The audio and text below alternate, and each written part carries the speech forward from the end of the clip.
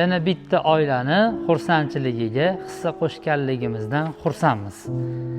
Bizning mijozamiz ushbu avtomobilni minilganini olibdilar-yu, lekin yengidek qilib mashinani tashqi kuzovini to'liq polirovkadan chiqartirib va salonini kimyoviy tozalash ishlaridan chiqartirib, mashinani 13 ta ishlarni qildirib, mejigarini ham qo'ydirtirib, haqiqatdan komfort bo'lib yurishligi uchun hamma xizmatlarni qilib berganmiz.